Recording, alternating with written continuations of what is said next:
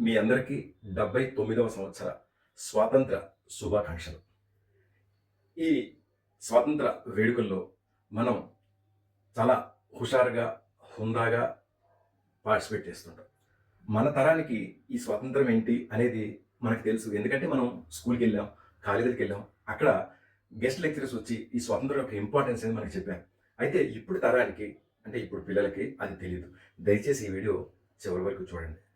చూసిన తర్వాత మీ కామెంట్ నాకు తెలియజేయండి. ఇప్పుడు తరానికి అంటే మన పిల్లలనుకోండి, లేకపోతే చిన్న పిల్లలనుకోండి, స్కూల్ పిల్లలు, కాలేజీ పిల్లలకి ఈ స్వతంత్రం యొక్క ఇంపార్టెన్స్ రాను రాను తగ్గిపోతుంది. ఎందుకంటే 79 సంవత్సరాలు అయింది. సో గ్యాప్ వస్తుంది. ఈ గ్యాప్‌ని మనం తప్పకుండా అరికట్టాలి. ఎలా? ఇప్పుడు ఈ ఫ్లాగ్ ఉందండి. అసలు ఈ ఫ్లాగ్ ఎవరు డిజైన్ చేశారు? మీకు తెలుసా? మీకు తెలిస్తే కామెంట్ చేయండి.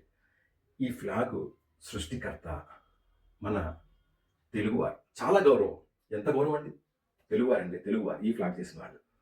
పింగళి వెంకయ్య గారు. పింగళి వెంకయ్య గారు ఈ ఫ్లాగ్ చేశారని మన పిల్లలకి తెలీదు. చాలా మందికి తెలీదు. దయచేసి మీ పిల్లల్ని కూర్చోబెట్టి చెప్పండి. ఫ్లాగ్ ఎలా ఉండాలి? ఈ ఫ్లాగ్ యొక్క ఇంపార్టెన్స్ ఏంటి? దీంట్లో అశోక్ చక్రం ఏంటి? ప్రతి ఒక్క కలర్‌కి ఒక ఐడెంటిటీ ఉంది. దాని వాల్యూ ఏంటి? దయచేసి మీ పిల్లలకి చెప్పండి. ఇప్పుడు పిల్లలు ఎలా ఉన్నారంటే ఆగస్టు 15 వచ్చిందంటే ఒకరోజు రెస్ట్ తీసుకోవచ్చు అనే ఉద్దేశంతో ఉన్నారు. వాళ్ళ పాయింట్ ఆఫ్ వ్యూలో వాళ్ళు కూడా కరెక్టే. ఎందుకు అంటే హెక్టిక్ వర్క్ వాళ్ళకి కూడా హోమ్ వర్క్‌లని, ప్రెషర్ అని. దానివల్ల ఒక రోజు జనవరి 26 సెలవు వస్తుంది. ఆగస్టు 15 సెలవు వస్తుందని వాళ్ళు కూడా కాలేజీకి, స్కూల్‌కి డుమ్మా కొట్టి ఇంట్లో ఉంటున్నారు. కాకపోతే దాని వాల్యూ మనం వాళ్ళకి చెప్పాలి.